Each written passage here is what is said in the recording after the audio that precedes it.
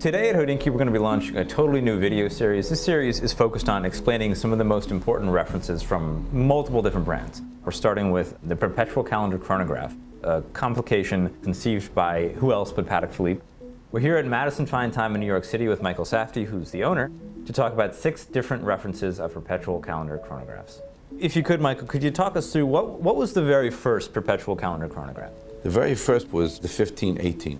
This reference here, which Mr. Stern said was at the time an horological breakthrough. To get such a movement together with a chronograph, we could just see, Ben, in the early 1940s, this was quite a magnificent size case, 36 millimeter, but you would call it a big 36, because if you put it on the wrist, you know, with the height and the overall look of the watch, the collectors today are coming back to this size. So the 1518 is where everything started, and then we went into the next reference, the 2499, which many people believe to be one of the greatest watches ever made. 2499 actually went through tremendous phases as it started right after the 1518, and it looked almost the same with the Arabic numerals in the same case. But then it evolved to the watch that we have here today, which was the last series, the 4th series, which was basically very close to the 2nd and 3rd, but this was with a sapphire crystal, a little bit more contemporary. This is like a 37 millimeter. I guess you could say it's the perfect size. And then right after, really immediately after the 2499 came the 3970. And the 3970 was introduced in 1986, and it looks a hell of a lot like the 2499. Yes, well, actually today, Ben, we have the 2nd series. This has the DNA of the 2499 because of the leaf hands and the stick markers.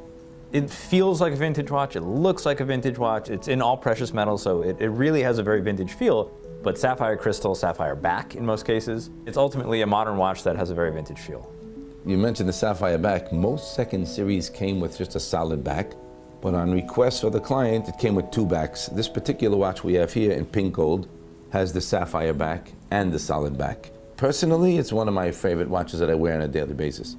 So about 8 or 10 years into the 3970, we get kind of an oddball reference that was, from what I understand, not very popular at the time, and that's the 5020. It's essentially the TV perpetual calendar chrono.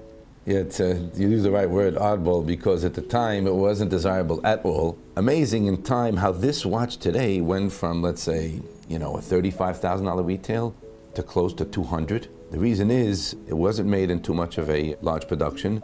And I think now the connoisseur appreciates the rarity of the so-called TV set with the Breguet numerals. To me, it's a work of art.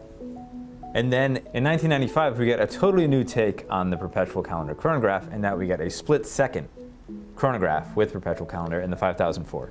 I was sitting at a dinner at the opening of the new salon in 2007 next to Mr. Stern, and he told me, he said, Michael, the 5004, when it's canceled, will be the next 2499.